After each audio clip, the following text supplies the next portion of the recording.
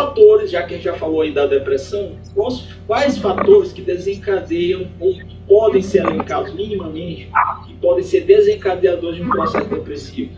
Wilson, por favor. Traumas, essas coisas todas? Sim, eu posso pensar em fatores de forma bem geral, como endógenos, exógenos, né?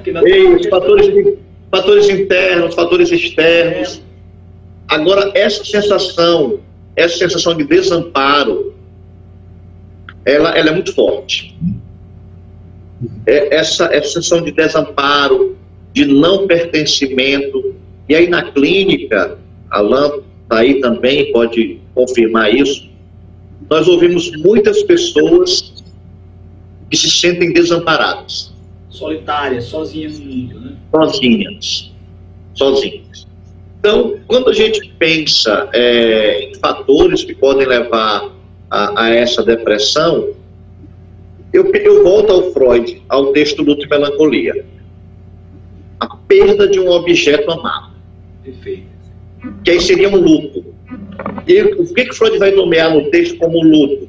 Ele vai dizer que luto é a perda de alguém ou de alguma coisa que para aquele indivíduo é significativo. Pode ser uma pessoa amada, pode ser um emprego, pode ser um bem. E aí o Alan, quando falava sobre a resiliência, é justamente isso. Existe essa perda de algo que para mim é precioso, e quando eu perco aquilo, eu fico sem sentido. E quando eu não elaboro esse processo de luto, porque é um luto, eu posso cair, eu posso avançar para esse quadro melancólico depressivo. Por quê? Porque eu perdi esse objeto. E assim... só te interrompendo, ele fala lá na obra que a melancolia, que é o mesmo que a gente, né, o outro nome da depressão, é a forma patológica do luto. A melancolia é a forma patológica do luto. Exatamente. E olha que coisa curiosa. Se existe um objeto que eu perdi, e aquele objeto não existe mais, e o Freud diz no texto, se eu não buscar outro objeto, se eu não me desvincular daquele objeto, né? Exatamente, colocar outro objeto no lugar daquele objeto. No lugar, perfeito, aquele objeto que não existe mais ou que está morto, ele pode me puxar para a morte. Sim. Porque eu não consigo romper, perfeito? Sim. Então essa seria, segundo o texto do Freud, uma concepção que pode desencadear. E ele fala mesmo lá, o eu se identifica com o objeto perdido. Né? Exatamente. É como se você estivesse no mar, amarrado a uma pedra, e ela está te puxando lá para o fundo, e você vai junto com ela, né? Exatamente. Por isso a necessidade do corte. Exato. Você só pode subir e se livrar daquele objeto que está te puxando para a morte, como você falou, se você cortar aquela corda, e aí você vai poder ir respirar, né? E aí, o Freud estava certo? Não, como o Wilson disse, Luto e Melancolia é um clássico mesmo, né? Uma obra magistral. Atualíssimo para explicar um fenômeno da depressão.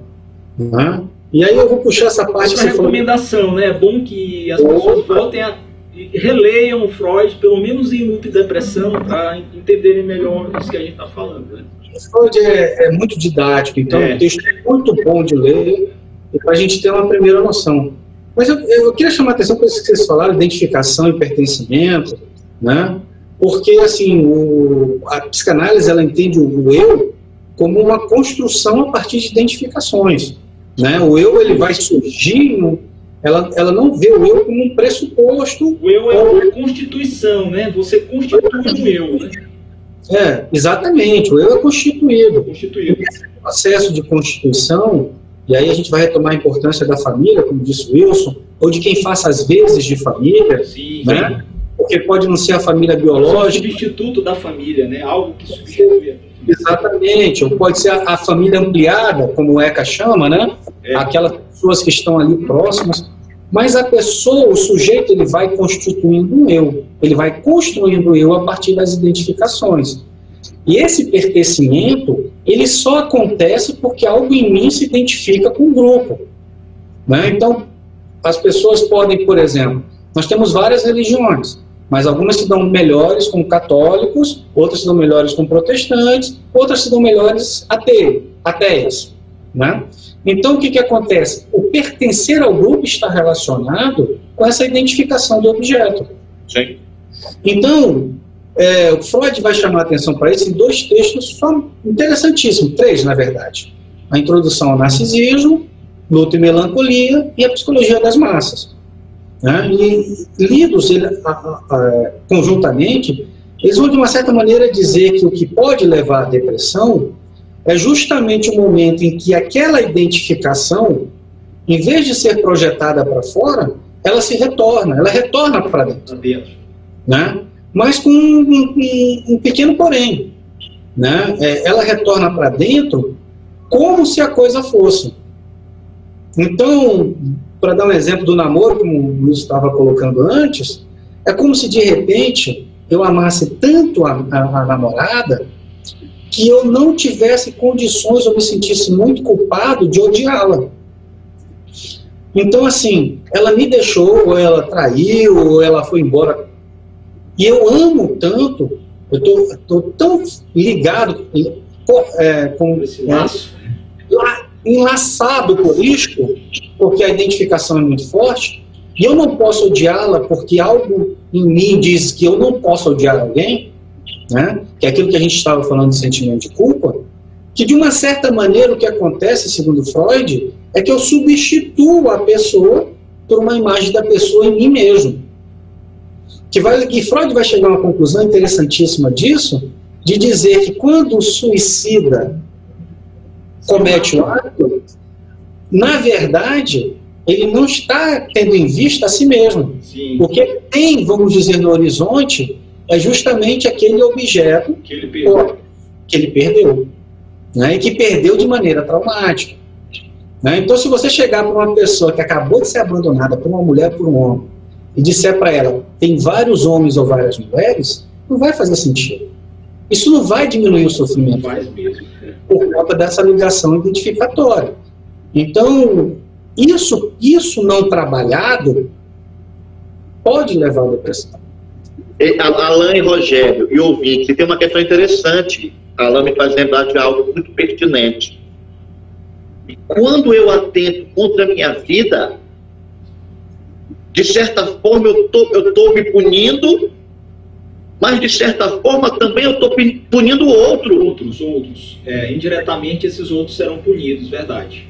Entende? Então, talvez não de forma consciente, não. Mas eu estou me punindo, mas eu também estou punindo o outro. Olha, sim. Você, tipo assim, você é responsável por ter me abandonado.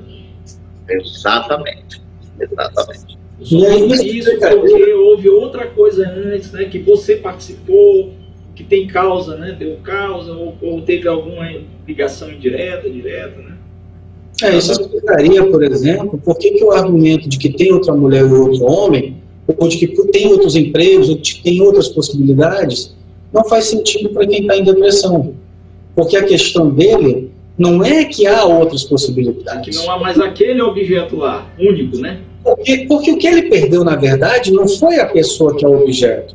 O que ele perde, na verdade, é ele mesmo. Por conta dessa identificação que a gente estava falando. Sim. Por isso que dói. Porque se, por exemplo, vamos dizer que você namorasse uma pessoa que não gostasse muito e ela fosse embora. Tanto faz. Sim. Vamos dizer que você troca, tanto faz. Mas quando aquilo faz muito sentido para você, quando aquela pessoa é essencial, é porque, na verdade, aquela pessoa tem alguma coisa que se identifica com você, que se identifica com o seu eu. É como se, de uma certa maneira, e aí Freud fala que todos nós vamos passar por vamos dizer assim, por um amor homossexual. Ele não está falando de homossexualidade, ele está falando de um amor para si mesmo. Sim. Então, o que se perde nessa separação não é o objeto, o que se perde é a si mesmo. É um homoerotismo porque é autorreferencial, né? Sou eu mesmo. Exatamente. Eu Exatamente. me amo tanto que me perdi, que não tem mais sentido, né? É o que ele chama de narcisismo primário. Isso. Pois bem, e essa obra também, só para a gente terminar agora, a gente vai para outra questão. Outra coisa também que eu acho genial e tem um peso, que ele retoma lá essa ideia de melancolia, né? Outros já tinham usado outros termos, aí ele volta a chamar, usar o termo medieval lá, melancolia, que tem aquela coisa da bile negra, né? E ele vai dizer que a melancolia é um destino, olha só o peso dessa palavra, um destino do sujeito. Um destino. Ou seja, tem como se fossem certas pessoas carregam em si esse destino, né? Esse sujeito aí carrega em si esse destino da melancolia. Isso é muito pesado, né? Tem um peso enorme você usar essa palavra destino, porque o destino parece que ele já está previsto. Não adianta, você vai para a direita, para a esquerda, para cima, para baixo, está lá. Né? Foi Durkheim? Oi? Durkheim? Não, o Freud também trabalha com essa ideia de um destino subjetivo, né? A melancolia é um destino do sujeito, né? Olha, se você pensar, por exemplo, que esse primeiro amor que você tem de si mesmo é o que a gente chama de narcisismo primário, né? Que é aquilo que você vai se identificando, vai construindo, você constrói um eu e a partir daí você se relaciona com o mundo. Justamente esse retorno, como a gente disse no começo, esse desânimo em relação à vida, que você percebe como sintoma depressivo, esse nada me interessa, nada funciona para mim, é justamente esse retorno do que nós chamamos de libido, né, para si mesmo, e Freud vai chamar de narcisismo secundário. Então ele diz assim, olha, existe, talvez por isso que tem essa referência da melancolia como destino. Destino. Né, porque sempre se tem no horizonte o eu da pessoa. E aí, quando a pessoa consegue fazer essa travessia, né, do narcisismo primário para o narcisismo secundário, ele consegue compreender. E aí, por isso que no texto ele vai falar sobre essa questão. Perdeu o objeto, mas porque perdeu a si mesmo. E, de certa forma, essa colocação de um outro objeto seria importante. Ele reencontrar um outro objeto para onde ele destine novamente a sua libido. Esse objeto perdido aí. Então, a gente está falando desse tabu que é o suicídio. Mudou muito ou não? Eu estou errado daquilo que eu falei lá na frente? Continua sendo um tabu hoje o suicídio? Qual o peso que esse acontecimento tem ainda hoje, esse fenômeno? Eu acredito que ainda continua sendo um tabu. Até porque se criou alguns mitos sobre o suicídio.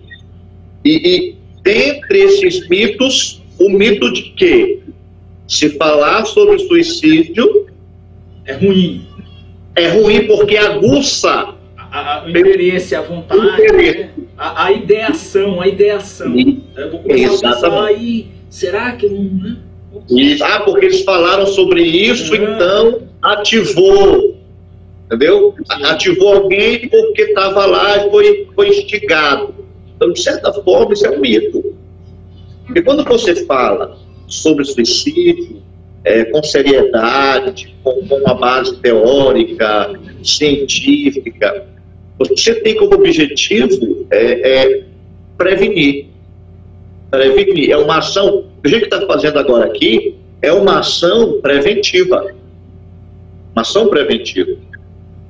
E assim, eu estava vendo uma pesquisa agora recente, eu até solicitei para a Secretaria de Estado, deixa eu só pegar a minha aqui. Em 2018, nós tivemos 313 suicídios no Maranhão. E agora, 2019, 336. Certo? Nós temos um índice, um índice alto. Um índice alto. E as pesquisas apontam que cada suicídio afeta pelo menos 6 pessoas. É muita gente. É praticamente a família toda, né? Toda a família. Exatamente. Essa família mais, né, nuclear ali, aquela... Nuclear. Né? E, bem, e será que no próximo ano não vai aumentar essa taxa em virtude da pandemia, desse isolamento? Infelizmente, sei lá. Olha, eu concordo que nós não vamos deixar de tratar esse assunto como tabu, eu acho que por muito tempo. Até mesmo porque a ideia de sucesso está muito ligada ao suicídio, né? Então, a pessoa que se suicida é uma pessoa que falhou, inclusive, em manter a própria vida, né? Então, essa ideia, essa imagem, que vem no suicídio, vai impedir que a gente, de uma certa maneira, trate isso. Impedir, por exemplo, que alguém vá a um consultório, ou procure um psicanalista, um psicólogo, ou outro terapeuta, e diga lá, olha, estou com essa sensação e gostaria, né? Como geral, de uma certa maneira. E realmente, eu não sei como vai ser, eu acho que a pandemia, talvez ela tenha a sensação, a presença da morte, né? Eu lembrei agora da peste, né? Talvez isso, de uma certa maneira, tenha produzido esse elemento de resiliência, como a gente estava falando antes. Né? Talvez esse encontro com a morte provável, muito mais do que provável, tenha produzido possa ter produzido de alguma certa maneira algum tipo de resiliência para outras questões, né? Porque nós nos enfrentamos com uma situação que a gente não consegue ainda dar nome direito para ela, né? Ainda você tem até agora gente dizendo que não existe, ou que nunca existiu, ou que existiu, mas podia ter sido feito isso, podia ter sido feito aquilo. Gente que insiste no bom sentido, em tentar encontrar uma resposta para o que aconteceu, né? Então, realmente, a importância da gente estar aqui, de estar trocando essa ideia entre nós, com você que está ouvindo a gente, com os assinantes do canal do Rogério, é que a gente possa começar a pensar um pouquinho isso mais, isso fazer parte das nossas conversas, né? Isso fazer parte da conversa é muito importante. Sim, é verdade. E a história, a gente ainda vai ver mais esses reflexos aí do que está acontecendo próximo ano, né? A gente vai talvez entender melhor algumas outras circunstâncias. Mas, de fato, eu concordo contigo. Eu acho que foi um campo de provas, né?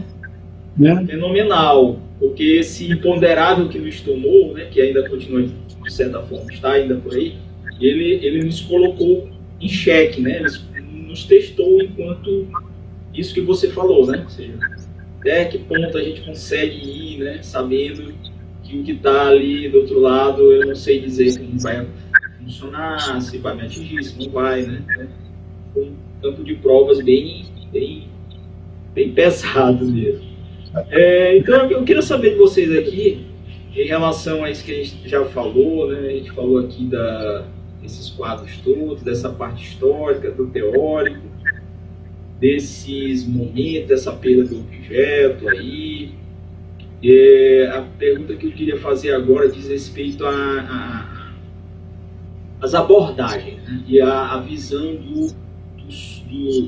depressivo, né? Do sujeito depressivo ao longo da história das abordagens psicológicas, das abordagens psicanalíticas. Mudou a visão desse ser, desse sujeito, ou ele ainda é o olhar que se tem sobre o indivíduo depressivo, sobre a depressão, ele é o mesmo, ou esse olhar mudou ao longo do tempo? O que nós temos hoje, com o que tínhamos aí nesse século que terminou, no século XX, mudou muito a forma das abordagens psicanalíticas verem e tratarem e analisarem, cuidarem desse sujeito? De certa forma, como a gente já evocou aqui o texto do Freud, Luto e Melancolia, eu entendo que essa visão do sujeito melancólico, ela permanece. Por isso eu acredito que o texto do Freud é tão atual, claro, respeitando como já foi dito, as configurações da época, respeitando o tempo presente, porque cada época traz as suas próprias demandas. Mas esse sujeito que apresenta essa perspectiva melancólica, se você pegar o melancólico do texto do Freud e sentar com alguém hoje com um quadro depressivo, você vai perceber que vai casar, vai bater. Claro, talvez o que mudou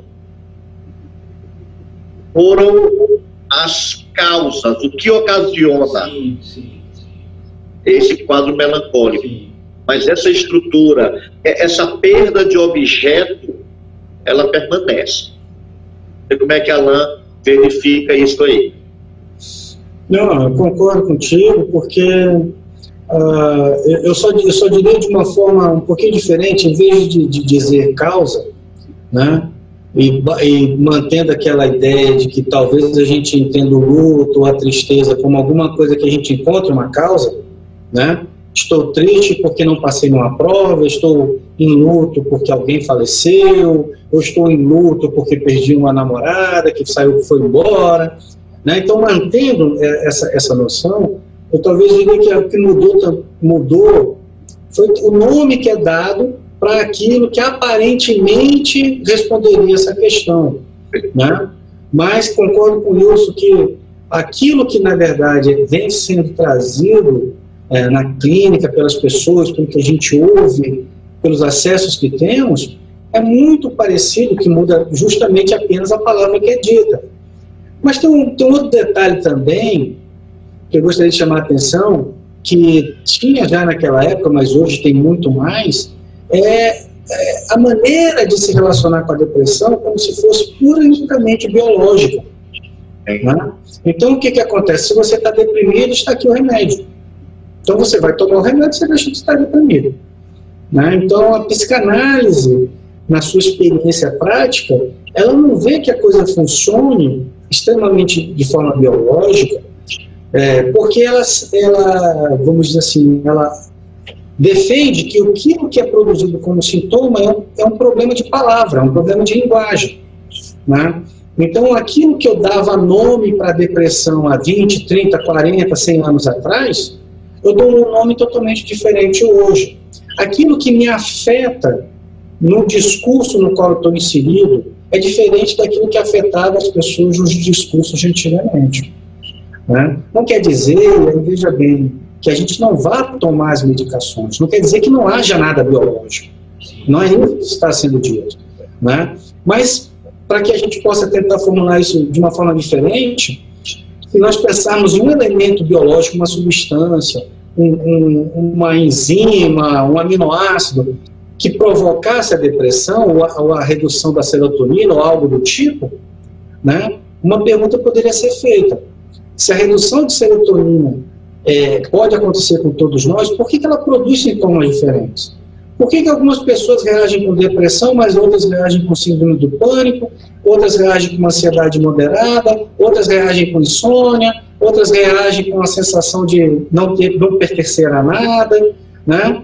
Se de repente, quando você vai fazer uma pesquisa, a conclusão é falta de serotonina, ou alta serotonina, ou baixa. Sim. Então, níveis, né? Trabalhando só nos níveis. Sua vitamina D está baixa, então você pode ter depressão porque a vitamina D está baixa. Se estiver alta, você não vai ter depressão? Né? Então, muda um pouco, talvez o que mudou um pouco é a nossa solução para medicamentos, né? Que é sempre muito... É uma solução do capitalismo. Né? O capitalismo ele pede respostas rápidas, né? Respostas úteis e utilitárias. Pragmática, né? É uma resposta pragmática. Assim, então toma isso aí, pronto, a vida está resolvida. Resolve isso aí porque você precisa produzir novamente. Sim, novamente. Por isso. Então, a depressão, ela deixa de ser um problema da alma, vamos dizer assim, sim, ela se torna um problema da própria engrenagem capitalista. Não posso ter ninguém deprimido, porque essa pessoa falta o serviço. E aí, de certa forma, o Freud tem um texto lá, quando ele escreve a teoria geral das neuroses, ele já começa a dizer, a psiquiatria trabalha por aqui, a psicanálise trabalha por aqui. Então, de certa forma, essa fala do Alain é muito pertinente, porque, para pensarmos, será que, de certa forma, a indústria farmacêutica não tem produzido novas enfermidades? Sim. Entende? É uma questão. Isso é uma questão. E aí eu quero pensar aqui sobre essa mudança de paradigma, sobre a depressão, sobre o melancólico, no viés teológico. Sim. Houve uma mudança também. Como assim, Wilson? Houve uma mudança porque lá atrás, as doenças, por exemplo, a depressão, a melancolia, em muitos momentos, era associada com o pecado. Hoje, já existe um grupo de religiosos, de teólogos, que tem uma visão mais humana, passam a compreender que a depressão e a melancolia não tem relação com o pecado, tem relação com a existência. É existencial. Exatamente. Tem relação com o indivíduo que passa por uma demanda. Uma coisa profunda. Não consegue suportar aquela demanda e adoece. Então já não vê que é por aqui, não, é próprio do viés religioso. Não, existem muitos religiosos sensatos que dizem, olha, eu posso orar por ti, eu posso ler a Bíblia contigo, mas o tratamento procura um psicanalista. Sim. Procura um psicólogo. Então, eu acredito que isso já é um avanço muito grande. Saber que o líder religioso, ele não é o detentor de todo o conhecimento, como foi lá atrás. Sim. Ele era o pastor, ele era o advogado, ele era o delegado, ele era o médico, ele era o psicólogo. Hoje, já se compreende, não, eu posso ir até aqui contigo. E isso aqui não é espiritual. Procura um profissional da psicologia, da psicanálise, que ele pode te ajudar a caminhar com essa demanda. Verdade, essa colocação aí é muito pertinente, porque é importante ter essa noção, né, de que tem uma hora exata para procurar um profissional, é isso. Você tem que... As pessoas do círculo de convivência do doente, elas têm que começar a sentir a impressão de que alguma coisa está escapando, né?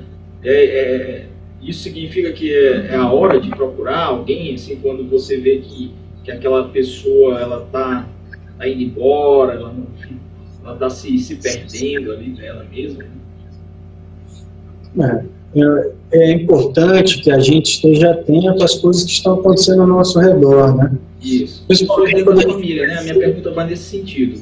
Qual é a hora que eu digo assim, bem, eu estou perdendo essa pessoa aí, bem, eu estou notando ali, a minha vida já não tem sentido, é preferível eu não estar mais aqui, né? Eu preferia desaparecer, como se fosse aquela coisa do desaparecimento mesmo, que você vai perdendo a si mesmo, né? Como se você estivesse se desintegrando, sentindo se desintegrar. É o alerta, essa hora que é para a família dizer, opa, tem uma coisa ali, vamos levar um profissional de saúde mental. Eu acho que a gente precisa estar atento às mudanças de comportamento, mas sem que isso se transforme assim numa situação muito emblemática de desespero. Às vezes as pessoas começam a mudar alguns comportamentos por viés natural mesmo, por mudanças de atitude. Mas se você percebe, por exemplo, no discurso da pessoa, naquilo que ela fala, que de repente ela já não está mais agindo como ela agia antigamente, porque ela não consegue te dar uma resposta para aquela mudança, de forma que você perceba essa relação de causa e efeito, né? Por que eu falo muito nessa relação de causa e efeito? Porque tudo aquilo que a gente está falando aqui, a partir da teoria psicanalítica, e que nós estamos dizendo, a pessoa tem que buscar uma outra coisa, ela perde um objeto, que nós utilizamos a voz ativa, né? Ela não pode ser associada com a consciência. O que nós estamos falando aqui é um movimento que é feito a partir do inconsciente. Perfeito. É muito bom lembrar isso, Alan. E aí eu me lembrei daquela sua fala, da fala também do Wilson lá atrás, dizendo assim, não adianta você dizer para ele, olha, você tem que sair você tem que ser alegre, você tem que se divertir. Não adianta, né? Não faz sentido para ele, né? Se fosse só na consciência, eu ouviria aquele dizer, você tem razão, é isso mesmo que está me faltando, eu tenho que ir para a festa, eu tenho que rir, eu tenho que encontrar os amigos, e não é isso. Não está no programa. Então, por exemplo, não é um problema de lógica, não é um problema de causa e efeito, não é um problema de consciência, é uma questão de inconsciente. Aquilo que foi perdido nunca se vai saber o que é. Quando a gente diz que é uma namorada, ou que é um emprego, é um vestibular, uma prova, nós estamos chegando num elemento, a partir de um discurso, da análise do discurso do paciente, a partir da análise, e dizer assim, nós estamos dizendo o quê? Nós estamos dizendo que chegamos a um determinado ponto em que a gente consegue achar um significante, uma palavra que dê resposta para aquilo. Mas não significa que ao fim seja aquilo. Então, uma boa sugestão para quando um pai, ou um amigo, ou um parente, é uma sugestão de dizer, olha, por que você não procura uma pessoa, um profissional, para falar sobre o que está acontecendo com você? Né? E evitar, seria muito importante evitar aquilo que a gente já vem falando durante essa live. Isso é frescura, né? Isso é fraqueza, isso é falta de resiliência, isso é porque você é infantil. Evitar isso porque a gente está falando de um movimento, pelo menos a partir do viés psicanalítico, de um movimento inconsciente. Né? Então, se você está percebendo que a pessoa apresenta como sintoma um certo isolamento, uma certa tristeza, um certo desinteresse pelas coisas, pela vida, sugira o tratamento. Procurar um psiquiatra é importantíssimo. É importantíssimo, porque em algumas situações, aquilo que está montado, estruturado, ele precisa ser inicialmente dissolvido de alguma forma. Então, de que forma? Quando a pessoa toma um medicamento antidepressivo, ela sente uma diferença no corpo. Ela sente uma diferença porque aquele medicamento funciona no biológico. Ele funciona no nosso sistema nervoso. Isso produz um efeito no nosso sistema psíquico, vamos dizer assim. Atinge de alguma maneira, né? De alguma forma, eu entendo aquilo na minha psique como melhora. E isso me dá uma oportunidade de continuar dando mais um passo. Sim. Né? E aí, infelizmente, nós temos uma cultura de que o remédio para a depressão é para quem é fraco, é para quem não consegue se garantir, é para quem não consegue ter resiliência. Sair do buraco sozinho, né? Sair do buraco sozinho. Então nós temos um problema nesse sentido. Mas é importante o psiquiatra, porque ele dá esse primeiro contato, né? E a pessoa interpreta, ela produz um sentido, estou melhor. A partir dessa produção desse sentido, isso começa a influenciar os demais componentes dela, as demais percepções do mundo. E aí, com a análise, ela consegue colocar em palavras, né, porque o processo da análise é um processo de colocar em palavras o que você não conseguia dar nome. Inominável. Inominável. Lidar, por exemplo, lidar com o imponderável, como você disse, é lidar com alguma coisa que você não consegue dar nome. E aí, a partir do momento que você vai fazendo, são duas terapêuticas que se ajudam muito. Você toma o medicamento consegue te tirar daquele estado mais pesado e te permite conversar sobre isso. Sim. Te permite conversar além da sensação de que você é fraco, de que você não dá conta. E aí, a partir daí, nós podemos construir na análise outros significados, né? Tendo como horizonte aquilo que foi dito no início desse debate, né? Tendo como horizonte o fato de que, na verdade, aquilo que se apresenta, que a gente pode nomear como um grande problema na vida, são vicissitudes do existir. Isso. Fazem parte.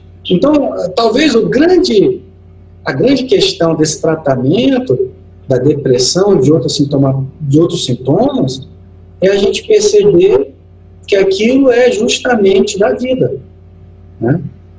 São as coisas da vida. Pode falar, pode cumprir ela. É isso, basicamente. E aí pensando nessa questão da família, acredito que fundamental é a família acolher essa pessoa. Sim. Não desmerecer a dor, não desmerecer a dor do outro. Porque quer dizer, não, isso é besteira, isso é frescura, isso é bobagem. É bobagem para você que está fora. Que não tá sentindo. Mas para ele que sente essa dor é real, dói. Então, acolher. Um acolhimento sem desmerecer a dor do outro. E aí talvez uma outra ideia importante para a família é uma abordagem sem cobrança, sem raiva, essa é outra questão, né? sem julgamento. E aí, você fala sem cobrança, porque se eu cobrar, digamos, Alan, tu estás mal, meu filho, tô vendo aí que tu estás aí, tu não sai desse quarto aí uma semana, eu vou te dar um mês para tu levantar daí, tá bom? Eu vou te dar teus remédios, eu vou não sei o quê, vou fazer aqui fulano, eu vou aqui botar uma pessoa para orar contigo, todo dia eu vou estar aqui dando a mão para você, sou seu pai e tal, mas levanta daí, tá? Tu não vai ficar aí o resto do ano todo deitado aí, daqui a um mês, dois. Ou seja, não tem esse tempo, né? O trabalho, ele não tem um prazo para dizer, não, daqui a uns 4 meses eu já deve estar bom da minha depressão. Daqui a 2 anos, não tem, né? Você não tem mensuração. Não tem mensuração. Não tem Por isso como. você não deve desmerecer aquela batalha. Não desmerecer essa cobrança, é muito complicado. E assim, para quem está dentro do ambiente religioso, uma coisa que massacra muito, e aí o Alan, e aí o Rogério também estão convite comigo, e as pessoas que estão ouvindo, dizer que quem está depressivo é porque está com falta, é porque não acredita em Deus, é porque perdeu a fé, é colocar um peso Maior ainda. muito maior sobre a pessoa que sofre. Maior. Não, tu tá assim porque tu não tem fé, tu tá assim porque tu tá em pecado, tu tá assim porque tu não acredita em Deus. Sim. Então é pegar um peso muito maior, porque observa, sabe, a vida religiosa para ela, a vida de fé para ela é importante. E aí você dizer para ela que ela está assim porque ela não tem fé, você tira toda a estrutura na qual ela se apoiava. Então, você acaba por destruir a pessoa. Eu posso até dizer que chega a ser cruel e desumano quem faz isso. Sim. É verdade. Então, é muito importante pensarmos nessas coisas. A pessoa que faz isso, ela traz mais um problema no sentido de você tentar descobrir que pecado é esse, né? Porque você está em pecado, mas qual pecado? Outra coisa que vai levar por esse campo do insondável. Bem, eu já tenho esses problemas todos aqui desse algo dentro de mim que eu não sei o que é. Aí agora tem outro algo metafísico que eu também não sei o que é. E aí piorou, né? Ou seja, se eu não sei o meu, eu não vou saber o de Deus, né? Ou seja, ele não sabe nomear o primeiro, né? Ele não sabe nomear o primeiro, não. Que é o que causou, e ele não sabe nomear também que pecado é esse. Então, pecado é muito peso. Vai se somar aquele sofrimento que ele já tem, né? Dessa causalidade aí sem causa, né? Desse um algo sem causa. E aí, meus amigos, eu me vejo hoje muito também, eu observo muito, né, as pessoas que eu convivo, tem algumas constatações que a gente tem que ir chegando, né? Cada vez mais, isso que vocês já falaram, eu tenho visto pessoas tomando fármacos, né? Um batalhão de amigos meus aí que tomam fármacos. Lógico, é importante, eu acho que eles têm que tomar mesmo, como o Alan falou, tem que tomar, mas tem que tratar, porque tem gente que fica só no fármaco. Segundo, tenho ouvido e visto jovens, e aí é o que me preocupa mais, que depois eu quero que vocês reflitam sobre isso. Jovens, porque quando a gente estuda na história da psicanálise a melancolia, a gente vai ver que eles chamavam lá em certo momento que era uma doença da maturidade. A melancolia era uma doença do maduro, não do jovem. O jovem está na flor, né? Quero viver, eu quero descobrir o mundo, eu quero amar, quero me apaixonar, eu quero construir, eu quero ser utópico, eu quero melhorar o mundo, mudar. Aí eu vejo cada vez assim, um dia desse mesmo, né, sem nominar, uma jovem chegou para mim e disse assim, eu não quero viver muito não.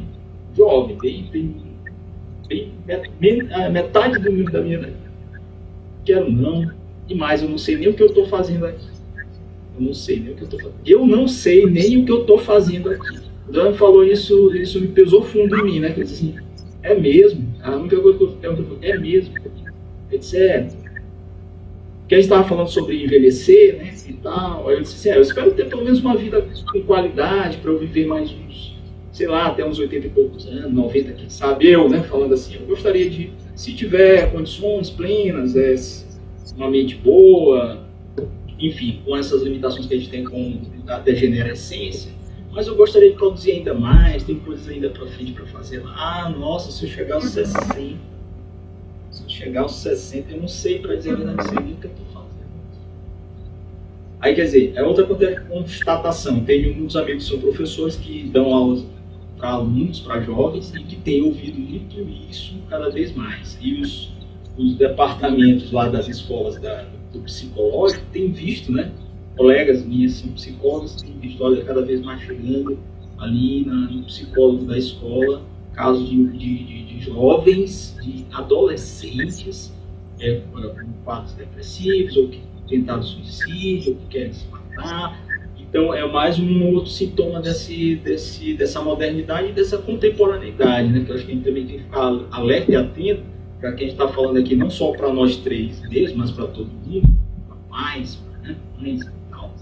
Que esse é um outro quadro que merece uma análise, quer dizer, será que vai recrudescer essa ausência de sentido que a história toda já tem por várias razões? O homem, em cada momento da sua vida, perde o sentido por qualquer razão, que é iluminada muitas vezes. Será que agora a gente não vai ver isso recrudescer, né, com essa era aí de fragmentação, de incertezas totais, porque você não sabe o que vai acontecer amanhã, e ao mesmo tempo é tudo muito rápido, né? Esse desligamento com Deus, e eu não estou dizendo que isso vai salvar ninguém, né? Mas assim, a gente vê também os jovens cada vez menos, pelo menos aparentemente, aqui eu não tenho nenhum dado para sustentar isso, mas cada vez mais desligados de sua espiritualidade, né? Estão mais na materialidade mesmo, ali, né?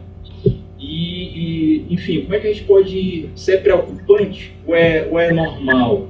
E a outra coisa, vinda do mundo do trabalho, eu tenho visto mais amigos ficarem doentes por causa do trabalho, doenças mentais, de ordem mental, né? Por causa desse excesso aí de metas, desse negócio de uma cobrança de coisas que às vezes a gente não tem como chegar até lá. Vamos refletir um pouquinho sobre isso. Começar aqui com Deus. Eu penso que, para pensar sobre isso, é pertinente trazermos o Bauman, com a sua ideia de modernidade líquida, encurtamento de distâncias, mas ao mesmo tempo separação de pessoas. E ele pontua em muitos dos seus textos a questão do capitalismo, né?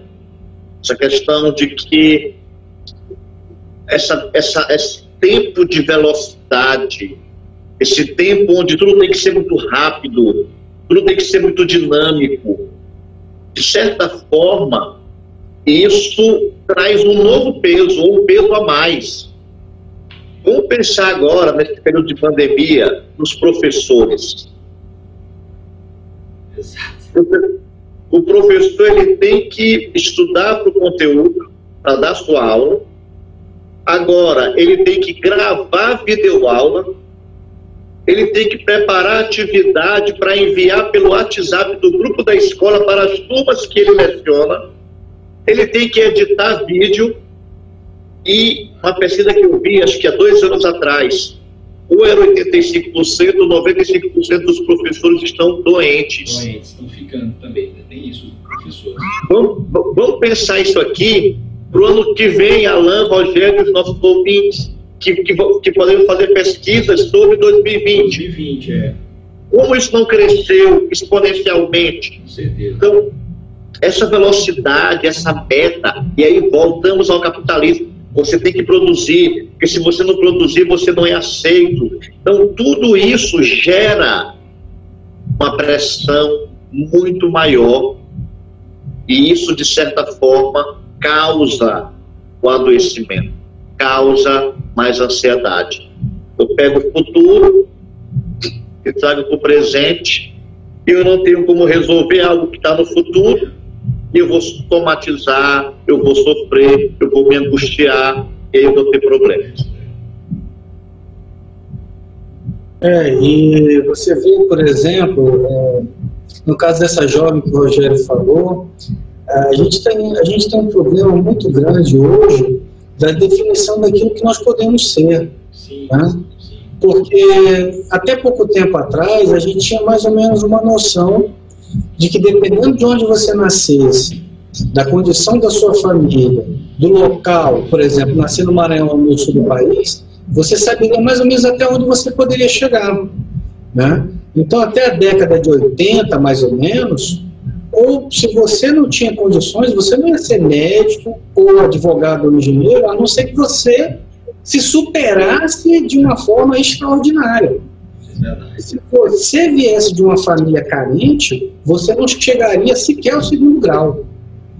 Então, hoje, bem ou mal, nós temos um sistema, com a expansão do ensino, pelo menos das universidades, com os financiamentos, com a ampliação das profissões, nós temos uma possibilidade, uma gama infinita de escolhas, né? E talvez um dos problemas dessa gama que esteja atingindo essa mocinha, seja justamente o fato de nós termos essa possibilidade. Porque cada escolha que a gente faz implica o luto de uma outra. Implica a tristeza e a incerteza de não ter escolhido a outra, né? Então, diante disso, porque isso traz angústia, a pessoa pode tomar a decisão de não escolher nada. Como diria um amigo meu, Alan, nós estamos eternamente gerenciando perdas. Ou seja, quando eu escolho uma coisa aqui, ó, eu quero esse aqui, ó, aí eu não vou ter aquele outro lá. Então, aquele lá é perda, esse aqui é ganho. Entre aspas, né? Eu ganhei esse aqui, mas eu perdi o outro. E aí, de repente, eu chego lá na frente e digo, mas será que não era melhor aquele outro ali que eu não escolhi, né? Exatamente. Perdas e ganhos. E o problema nosso é justamente esse. Como escolher? Né? Quais são os parâmetros que a gente vai ter que utilizar para escolher? E veja que, por que isso pode ser um elemento relacionado com a possibilidade de um sintoma depressivo? Porque aquilo que eu escolho fazer da vida é mais uma identificação, mais alguma coisa que me constitui como sujeito. Porque quando eu me apresento para as pessoas, eu não me apresento só como Alan, ou só como Rogério, ou só como Wilson. Eu acrescento aquilo que me identifica.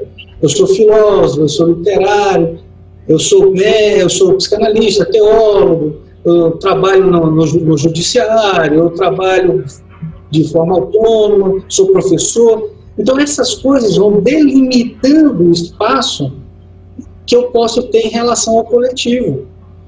A partir daí eu consigo destacar de alguma maneira quem eu sou. Quando isso me falta, eu não tenho parâmetros mais, eu não tenho aonde dizer assim, não, eu sou isso porque eu fiz tal coisa. Então essa mocinha, quando ela apresenta isso, ela está apresentando um problema que é nosso, dos nossos tempos. Né? O que somos? Né? O que podemos ser? O que nos identifica enquanto sujeito? O que me diferencia do outro? E aí você falou da questão do trabalho, e aí, talvez isso aí merecesse um estudo, um debate separado. A gente vai voltar a isso outro dia, vamos pensar para um próximo. Só na questão das doenças do trabalho e das doenças mentais decorrentes da forma de organização do trabalho no século XXI. Né? É muito curioso, nós estamos no século XXI e nós mantemos relações de trabalho do século XVIII, XIX. Não eram. Em algumas situações, relações escravocratas. Verdade. Né? Quer dizer, a pessoa não é tratada como sujeito no seu trabalho. Ela é tratada como objeto de produção do chefe. Né? Então, assim, levaria muito tempo, como é muito curioso, quando a pessoa chega a chefe, ela reproduz essa própria relação em relação aos seus. Sim. Mas é um tema tão amplo. Merece outro que mereceria uma outra questão. É verdade. E é um negócio que é um dos temas que tem me chamado a atenção. Eu confesso para vocês que é uma das coisas que agora eu estou sempre observando, né? Inclusive como participante desse processo, né? Exato. Enquanto servidor, eu fico sempre me questionando, né, sobre as coisas do entorno e vendo, às vezes, o sofrimento de outros colegas, porque, às vezes, assim, eu posso não ter adoecido até hoje, ou uma série de coisas, como essa que a gente falou aqui. Por isso que eu falei da resiliência, né? Inclusive, eu já falei em outras vezes, não sei se eu falei aqui ou com o Alan. Por exemplo, eu trabalhei durante muito tempo com crime, né, com área criminal, desde que eu comecei.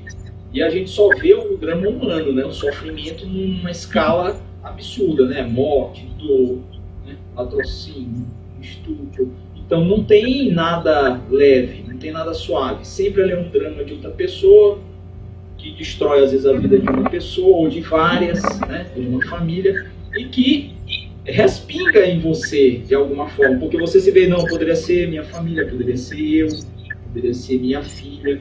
E aí você tem que trabalhar isso muito bem para distinguir o momento ali profissional que você está fazendo e a vivência daquele drama humano.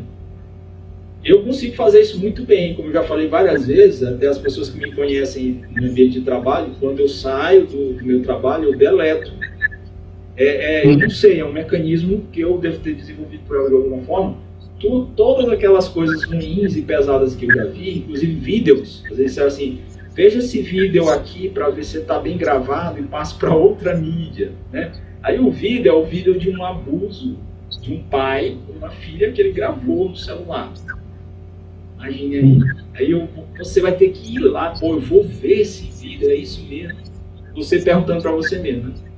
Aí pai vai lá e vê, né? Tenta ver até com olhos de não ver.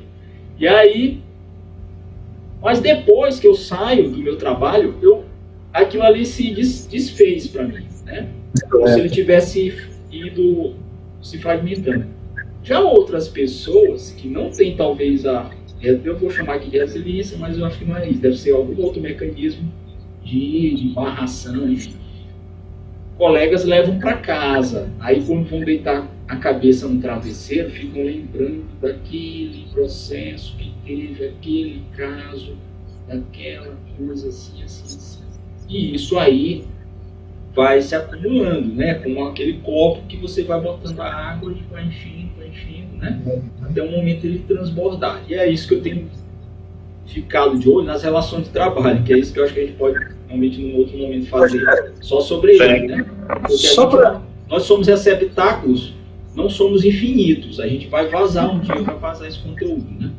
Só para fazer uma relação com isso que a gente vem conversando desde o início, que nós estamos falando de identidade, de pertencimento, de constituição do sujeito, de que a depressão não adviria de uma certa forma dessa ruptura do que nós entendemos como nós mesmos. Uma das reclamações maiores em serviço é justamente a ausência de reconhecimento. Sim. Principalmente. A pessoa não me reconhece como sujeito, eu não me reconheço mais como trabalhador ali, e há um hiato, há uma distância entre aquilo que me identificava, que me constituía, e que pode produzir sintomas os mais variados. Mas é uma reclamação muito comum do reconhecimento. Muito comum mesmo. É uma perda de sentido, né? Perda de sentido do trabalho. Então, inclusive, o trabalho perde o sentido, porque você não tem reconhecimento pelo trabalho que faz e não tem reconhecimento das suas limitações humanas, né? Então, você é sempre cobrado mais, vem sempre o ônus, mas não vem o bônus, né? Vem sempre mais uma tarefa para você fazer, além das outras 100, né? E depois mais outra, mas não vem o louro. Não vem. E assim, é muito curioso que a pessoa, às vezes, ela não quer nem algo a mais. Não. Nem que ela queira um salário a mais, ou mais folga, mas o que ela quer é um ambiente em que ela se sinta que pertence àquele ambiente. Sim. Né? Ela quer um ambiente que diga assim, olha, você é daqui, porque você faz parte daqui, nós somos um. Isso. Quando isso se rompe por algum motivo, a probabilidade de de eclodir sintomas psíquicos é muito grande. E isso esbarra porque nós temos muitos chefes e poucos líderes. Sim, perfeito. Nessa relação profissional. Perfeito. Temos muitos chefes. Agora, alguém que lidere, alguém que inspire, alguém que motive, alguém que seja essa referência, né? São poucos, infelizmente. Inclusive o chefe, ou melhor, um líder humanizado, porque ele se sinta não só o líder inspirador, mas parte daquilo ali, porque eu também trabalho aqui, né? Eu também tenho minha parcela de contribuição para dar nisso daqui. Isso realmente dá um outro problema. E aí, eu estou rindo aqui, porque eu lembrei do movimento do sujeito. O que acontece? Esse chefe, muitas vezes, pode se ver como alguém que não produz, que pode se ver como alguém beneficiado pelo sistema, de forma que alguém produz para ele. E isso pode desenvolver nele um sentimento de culpa, de ser uma pessoa que se utiliza do labor do outro. Ao invés dele se humanizar e tentar transformar isso de uma forma positiva, ele pode fazer uma inversão desse sentimento. Em vez de ser agressivo consigo, é agressivo com os outros. Que é o que mais acontece. É muito comum quando você tem uma pessoa em posição de chefia, em que ela não produz, quanto menos produz, mais rigorosa é com aqueles que estão sob suas ordens. Verdade. É muito sério esse negócio aí. A gente vai voltar um dia a esse tema, com mais profundidade. Então agora a gente vai para o final aqui, vamos encaminhar as últimas indagações, já estamos aqui em torno de 2 horas de conversa. Esse vídeo possivelmente não, deve sair em 2 partes, 1 hora, ou talvez até menos, né? Mais fracionado, porque realmente as questões realmente têm que ser bem digeridas e elas são sempre interligadas. Isso é o que faz o debate ser mais interessante ainda. Para quem chegar até aqui nesse momento do vídeo, eu agradeço você estar aqui prestigiando esse bate-papo aqui, que tem sido muito interessante. A gente vai aqui para o final com uma pergunta, ou melhor, com 2 perguntas. A primeira, eu vou retomar a questão que eu coloquei lá do Viktor Frankl: como dar significado ou ressignificação à vida, tendo em conta todas essas dificuldades que a gente acabou de falar aí, que não são poucas. E a outra é: vocês acham particularmente que a depressão e as doenças mentais poderão se configurar agora nos grandes males da saúde deste nosso tempo, dadas também essas configurações? Ou seja, há um tempo foi a lepra, há outro tempo foi a AIDS, que ainda está aí, certo? O câncer, né, que está perseguindo a todos. Hoje todo mundo quase tem câncer, alguém já teve, ou terá, não sei o quê. E aí vem essa pergunta: será que a depressão e as outras doenças mentais decorrentes de tudo isso, trabalho, dessa ausência de sentido, elas vão se configurar, poderão caminhar para se configurar nos grandes males agora desse século XXI, pelo menos do começo que a gente está vendo? De certa forma, a própria OMS, ela já cataloga a depressão como um dos males do nosso século, do nosso tempo. Então, a depressão, ela já figura no catálogo da OMS como uma das principais doenças. E assim, não é sendo pessimista, mas sendo realista. A tendência é que, se não houver uma mudança de paradigmas da sociedade, a tendência é que isso avance. Sim. Trazendo outros desdobramentos. Como já surgem aí novas patologias, por exemplo, a nomofobia. E o que é a nomofobia, Wilson?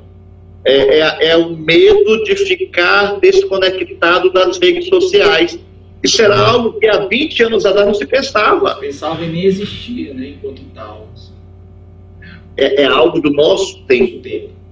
Então, veja, são desdobramentos que, se nós não mudarmos o referencial de sociedade, de ser humano, se nós não tivermos tempo para olharmos para dentro, para nós mesmos, e olharmos também para fora, a tendência, infelizmente, é que isso avance. E aí tu trouxe o Viktor Frankl, e eu quero trazer um teólogo alemão chamado Moltmann. Ele serviu ao exército alemão na guerra e ele foi preso no campo de concentração dos aliados. E lá ele começaram a ter leituras da Bíblia e estudos da Bíblia. E ele começou a participar desses estudos, e lá ele começou a estudar teologia no campo de concentração. E um dia, lá no meio de todo aquele caos, ele reparou, no meio de toda a guerra, lá naquela confusão toda, no campo de concentração, ele olhou para um local e ele viu uma flor nascendo. E ele começou a pensar, como é que no meio de todo esse caos, de toda essa mortandade, pode brotar vida?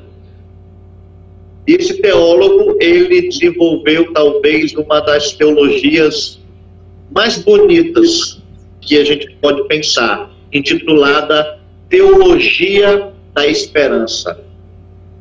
Ou seja, no meio do caos pode brotar uma esperança, uma flor, a beleza, a delicadeza no meio de todo aquele caos. Então, é muito importante termos essa perspectiva e essa capacidade de que nós podemos, gradativamente, sermos pessoas melhores e fazermos, assim, o mundo um pouco melhor. Isso, e assim, eu acho muito curioso, eu gosto muito de pensar nessa questão da produção de sentido, né? E a psicanálise, ela trabalha um pouco diferente, ela acha de Hegel, né? Então ela não acredita que a gente vai chegar a uma síntese de alguma coisa, não acredita que aquilo que a gente vai tentar fazer como um tipo de resolução aconteça. E por um lado, se as coisas não têm mesmo sentido de alguma maneira, nos propicia que a gente possa produzir esses sentidos. Sim, né? Sim. Então, talvez isso seja muito interessante de perceber. É que aquilo que de repente faz sentido para mim, e que não faz sentido para outras pessoas, mas pode de repente me satisfazer. Claro. Então, de uma certa forma, a gente está alienado, como a nossa sociedade nos aliena de alguma maneira. É ela que nos ensina o que desejar, é ela que nos ensina ou que nos dá a ordem de como devemos aprender, de como devemos escolher nossas coisas, né? E talvez tentar, dentro dessa estrutura, pensar um pouquinho que faz sentido para a gente, possa ser um caminho, né? A tendência é da reprodução automática, a tendência é reproduzir aquilo que está estruturado, né? Então nós somos produtos disso. Talvez o grande desafio como ser humano seja justamente pertencer a uma sociedade, mas não ser, vamos dizer, necessariamente um produto dessa sociedade, né? Então, você falou do Viktor Frankl, que ele tem uma história de vida fantástica, né? maravilhosa, um exemplo, uma inspiração para todos nós. Ele é muito inspirador. De alguém que passou pelo inferno na Terra. Todos os sentidos. Né? Em todos os sentidos. Depois transformou isso numa psicologia e dando esperança, renovando a esperança de outras pessoas. De outras pessoas. Tendo a si próprio como o principal exemplo da sua psicologia, né? Sim, o maior exemplo é ele mesmo. Então, assim, ele conseguiu montar um sentido a partir desse sofrimento dele, que produziu uma terapêutica. Sim. A logoterapia. Então, assim, cada um de nós pode, com aquilo que temos, produzir sentidos, né? E aquilo que vai ser o resultado desse sentido interessa muito a nós. Talvez o que nos importe é isso, nos importe de alguma forma tentar escapar do que interessa aos outros, né?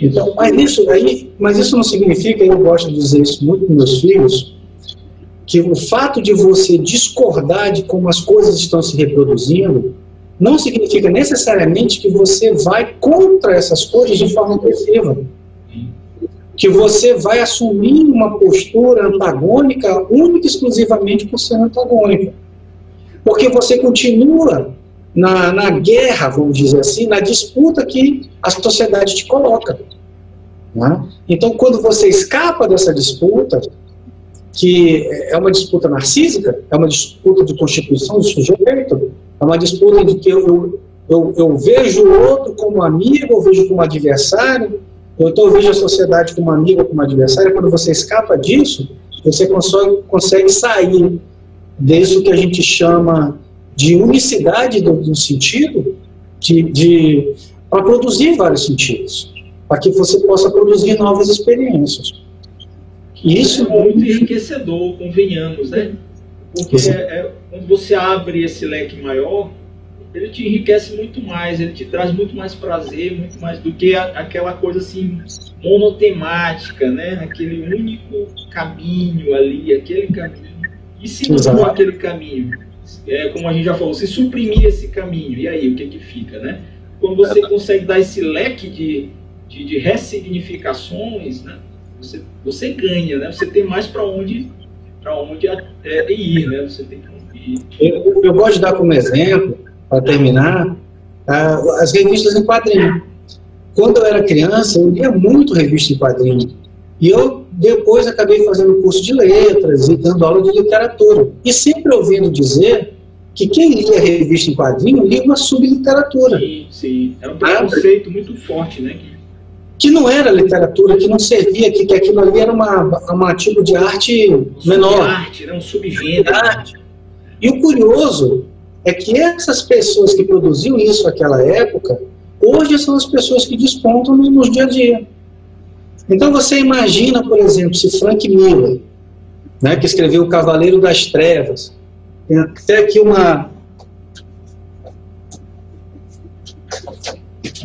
versão aqui especial do Cavaleiro das Trevas que eu comprei. Sim. Que eu tive a oportunidade de ver Frank Miller na Comic Con de 2019. Se esse cara tivesse desistido porque o que ele produzia não é arte, não teria chegado onde ele chegou. Teria mesmo. Né? Então Lacan dizia que ser sério, ser uma pessoa séria, que a gente precisava ser uma pessoa séria, mas que ser sério é fazer série. Fazer série daquilo que você gosta de fazer. Talvez esse seja o nosso maior desafio. Desafio, uma boa saída, né? É isso mesmo. É levar a sério e produzir em série isso que você leva a sério. É uma boa ideia, Verdade. Então, pessoal, nós vamos terminar por aqui. É uma última palavra aqui para os nossos convidados aqui, desde já agradecendo. E espero que a gente possa voltar num outro momento com essa nova temática aqui para todo mundo. Wilson, muito obrigado. Obrigado, Rogério. Alan, foi um prazer novamente participar de uma mesa com você. Aos nossos ouvintes, obrigado por nos acompanhar até esse momento e até uma outra oportunidade. Obrigado também, Rogério. O Rogério sempre traz umas discussões interessantíssimas. E aí eu sugiro até você que está acompanhando a gente até agora, veja lá o card dele de vídeos. Tem muita coisa legal sobre literatura, sobre filosofia, discussões com gente que produz muito aqui no Maranhão, aqui em São Luís, pessoas fantásticas. Sempre é bom estar discutindo com o Rogério, com o Wilson a gente discute com muita frequência, a gente faz algumas leituras juntos, troca muita ideia sobre psicanálise. Projetos juntos, né? Faz alguns projetos juntos. E eu espero que a gente consiga, a partir daqui, produzir mais coisas. E queria dizer, não sei se o Rogério vai dizer, mas eu queria pedir para você que nos assistiu, se tiver alguma dúvida, se tiver algum comentário, que comenta aqui nos comentários, faça uma pergunta para o Rogério, para que a gente possa saber como que você reagiu ao nosso encontro. Perfeitamente, esse feedback aí é importante, né? Reforçando o que o Alan falou, se vocês têm algum comentário a fazer sobre o que foi falado aqui, alguma dúvida, algum esclarecimento, ou mesmo desabafar, né, no sentido de contar alguma experiência que você que está passando por um problema como esse, né, pode deixar aí que quem sabe a gente pode trabalhar algum feedback aqui, algum retorno, não só para nós, mas para vocês também, né, para dar sentido e ressignificar também essa sua caminhada. E é isso aí, a vida é assim mesmo, é duro, né? A gente tem esse pêndulo, como diria lá o Schopenhauer, entre a alegria e a dor, é um pêndulo, né? E a gente vai seguindo, apesar disso, e também por isso, né? Então, pessoal, muito obrigado, a gente vai ficando por aqui, até o próximo vídeo, o próximo encontro aqui com vocês. Tchau. Até. Um abraço.